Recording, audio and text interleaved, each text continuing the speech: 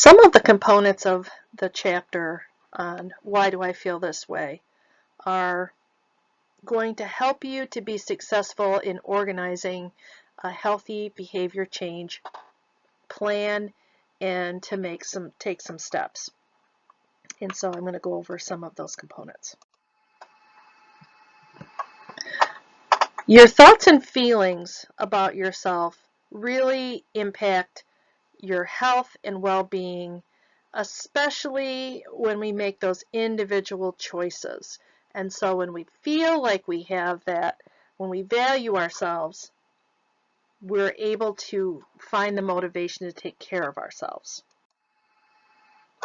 And self-esteem is that opinion that we hold about worth or value of our whole being, mind, and body. And it is involved in determining what the inherent or worth is, whether it's an intrinsic motivation that you feel good about yourself and you accept your value, or a person has achievement self-esteem, and that's getting the accolades, the respect, the acknowledgement, the money in the bank, externally getting that, the strokes, the rewards that make us feel good. And I guarantee you, compliments do make you feel good. They make everyone feel good. But there's also that component of knowing that that's not the basis of your worth. It's nice to be acknowledged. It's great to be acknowledged. However, that is hopefully not the basis of where we get our worth. What do you think? Do you think that self-esteem is independent of others or dependent on meeting conditions, or people have an inherent value? So which part of that, which one of those statements do you feel is true for you? Realizing that each person has an inherent value is the first step in moving from intention to action in a healthy way.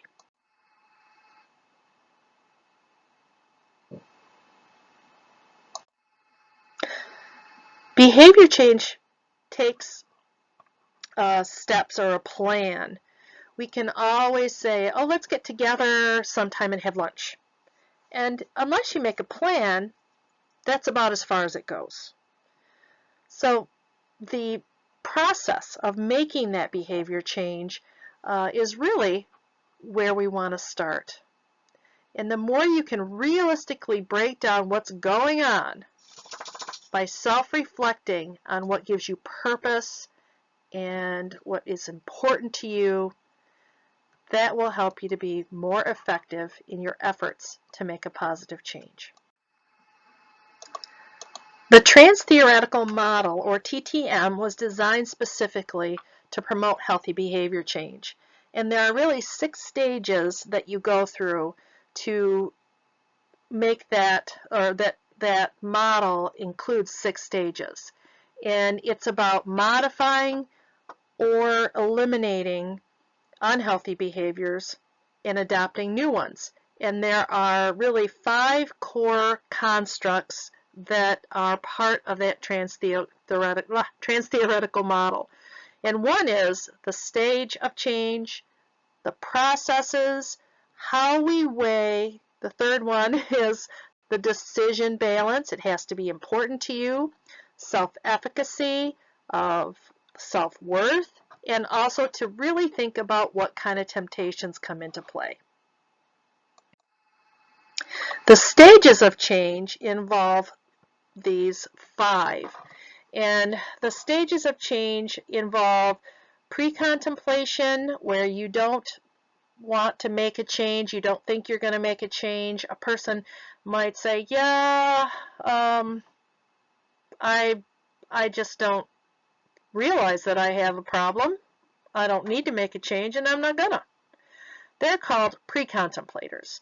Contemplators are those that are thinking about it. I should probably do better. I should probably start wearing my seatbelt, or I should probably start making lists, or I should probably start to do that, but I'm not quite ready, but I'm going to do it pretty soon. I'm going to get a day planner and I'm going to start scheduling things. I'm going to do that pretty soon. Those are contemplators. The preparers are the ones that are actually making a plan, and they're intending to make that change within the next month, and they're laying down the plan of how to do it. They're in preparation. Once you start to actively make those steps or make those changes, you're in the action phase, excuse me, and after you've been doing it for after you've been doing that behavior for 6 months, then you're in the maintenance phase. Now you'll see that you start from a level of not interested to gradually increasing desire to change as you go down that ladder, but you also can go back up to the top because life can happen. So you might be in an action phase and you're exercising and everything's going right, but then you twist your ankle, or you have a surgery, for example, and you had to back off. So that could be an unexpected cause for relapse. But you can also adjust and move back through those stages of change.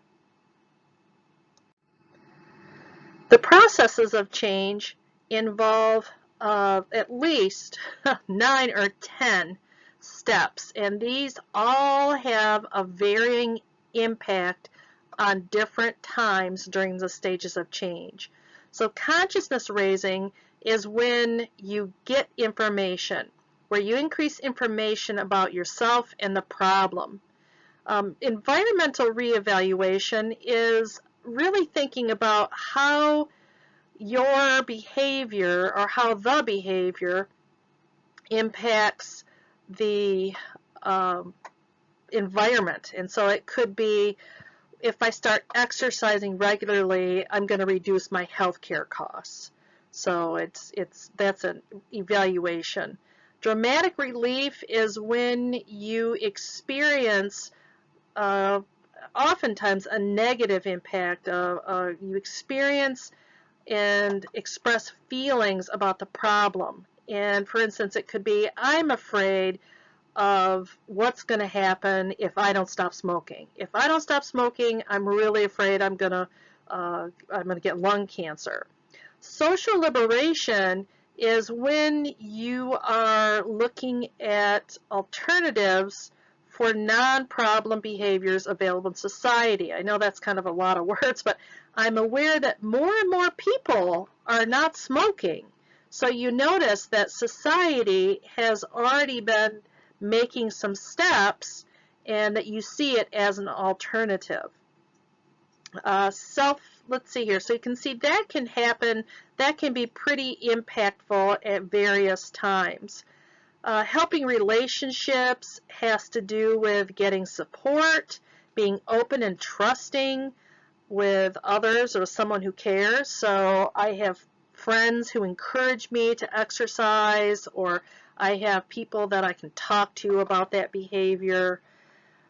Reinforcement management is when you give yourself rewards for the behavior that you're changing. So you give yourself rewards for being successful in making that change.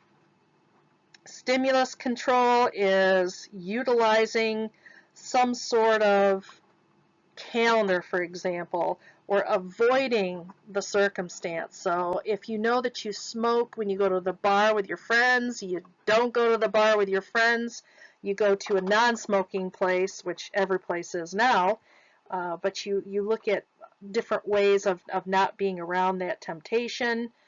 Counter conditioning is substituting. So instead of taking the elevator, I'm going to take the steps 3 times out of 4. This is going to be important when you start to put your plan together and to think about how am I going to overcome barriers. Some of these processes of change can be pretty impactful. It's important to recognize that change is more of a process, and we go back and forth. We can go between one stage and another stage. We don't always move linearly up, so we might have some times where we have to reevaluate and rethink. So that involves just making decisions, having that confidence that you can make that change, and also recognizing that there are going to be circumstances when you'll be tempted, and to recognize that, and it might be harder in the beginning, but once you get farther along in your process, the temptations are not nearly as problematic. The self-determination theory is also another process.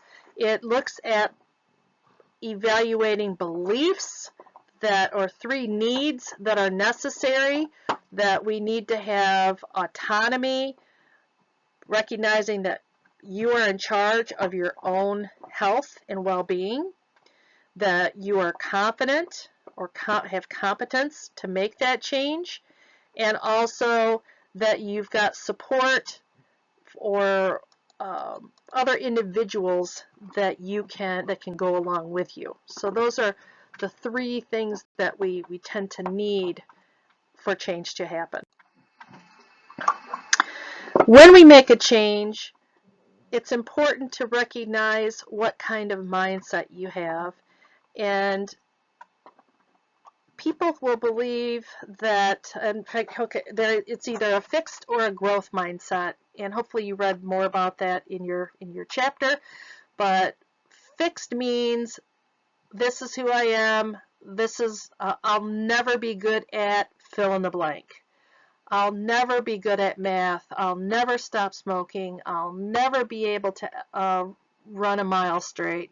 I'll never be able to have that conversation with my significant other because it's too uncomfortable. They'll never change. That's a fixed mindset.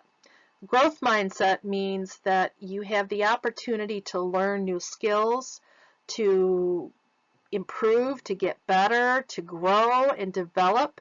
And when we have a growth mindset, we can recognize that we can get better, we can change, and that change is possible. So self-talk is pretty significant. Pretty significant. When we self-talk and say, oh, I can't do it, then you made that decision that you won't be able to do it. So growth mindset is where we want to move. So we need to have support, and what we do know is that when we have family, friends, individuals in our lives that encourage us, it's much more effective than if they try to manipulate or control. So telling somebody that they need to lose weight or else is not going to be effective. If your physician says you need to lose 15 pounds, it's not nearly as impactful as if somebody would make some dietary changes and your family gets together and you all decide you're going to eat more plants or have healthier or have breakfast in the morning. So having support is critical, and helping somebody down that path also brings good things to you. So it's good to be support, and it's also to be a supporter and also to get support. When you make your change, it's important to think about what might get in your way, and those are known as barriers. Barriers can be many types of barriers. There are many different barriers. One of the biggest barriers is that there's just change is not possible, and that's determinism. That when somebody says it is what it is, that is basically that's the only way that it's going to be. That's a big barrier, very big barrier. It could be that I have heart disease in my family, and so I'm going to have heart disease too. It's not an automatic. Genetic determinism is not an automatic. We can change, we can influence, we can make daily changes to impact our wellness. And so this determinism is something that can really get in the way. The decision that this is just how it is. Barriers can be emotional in whether they're how you feel about yourself, or frustration. It can be physical. It could be I don't have access to the gym. I don't have any clothes. I don't have the right shoes. Economic. I don't have enough money to do that. I can't give myself any rewards. I don't have access. Logistical could be anything that kind of organizational gets in the way. I can't make it happen. Whether or not it's real or imagined, barriers are barriers. And knowing what they are and how to overcome them is going to take some thinking, but it is possible. It's important to recognize that when we make a change, we need to make small steps and long-term steps. Whenever we make these different goals, we are activating different parts of our brain. So when you have a long-term goal, it's more abstract, and a long-term goal could be, I'm going to lose 20 pounds, kind of abstract. That is going to be one part of the brain. The short-term decisions that you make, which are going to move toward that long-term goal, kind of get your emotions going. And so the different parts of the brain are activated when we make these different types of decisions. So consider that healthy behaviors, which when we think of those short-term decisions or those immediate decisions, there's an emotion that goes along with it. So when I went to my brother's wedding this past weekend, I am not supposed to eat gluten. And I ate gluten. And I ate a cupcake because there was that short term, oh, it just looked good. Everybody else was eating one. And so there was an emotional thing that went with that. So it is true that sometimes you have to forego the immediate pleasure to get to the long-term results. And recognizing that is important. So let's just cut ourselves a little bit of slack and a little bit of grace and recognize that sometimes those emotions can get the better of us, and it is a normal function of our brain to have those kinds of things occur. So behavior change, what are some examples of barriers that prevent you from achieving the balance in your life? I don't know how. I'm afraid that I won't be successful. I've failed so many times. I don't deserve it, or it'll never happen for me. I don't have the right circumstances in my life right now to make that happen. My family and friends are not very helpful. They are always offering me, just fill in the blank. So there are a number of barriers that can get in the way. Or maybe you just don't value it right now. So think about that. The barriers are barriers. We have to kind of think of a way to get around it. So even though you've had a previous failure, if you have a growth mindset, you can do it. You can learn a new tool. Maybe you need to try and do a different plan. So to create your behavior plan, you give yourself the following advantages by doing a plan. When the plan's in place, it gives you the steps. You don't have to make those immediate decisions. It helps you to be consistent, and it's all mapped out. So it's really great. And if you have a setback, you can go back and make a plan. So the first thing that you do is you say, what am I currently doing? That's self-assess. Step 2 is to make your long-term and short-term goals. Step 3 is to make that strategy. What am I going to do when I go to your brother's wedding and cupcakes are there? I did not have a backup plan, and that was an unfortunate decision. But I'm back on the path, right? So it's a little setback. Step 4 is to track your progress and to make adjustments. It's not unusual to think that you're going to do more than what you actually can do, and what results is you got to make a reset and rethink that short-term goal or that long-term goal and step back a little bit, or maybe you're doing better than what your goal was and you've got to up the ante a little bit. So that's adjustments. Goals are especially short-term. They need to be specific, measurable, attainable, relevant, and time-bound. And that's what I'm going to be looking for. So a long-term SMART goal would be a specific goal.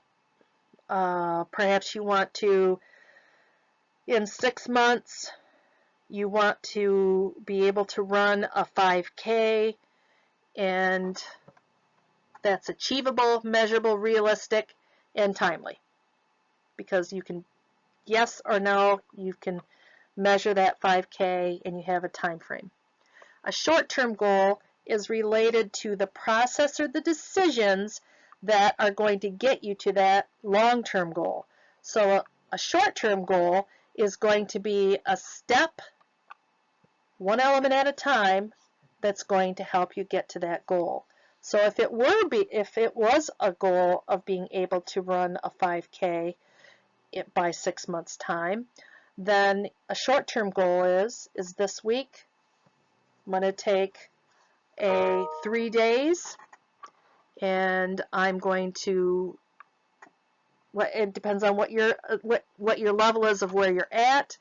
This week, 3 days, I'm going to walk, run for 10 minutes, and that's it. 3 days. So it's specific, run, walk, measurable, achievable. Instead of saying I'm going to start running 3 miles right now, that wouldn't work for me. Timely, there's a time component to it, and it's realistic.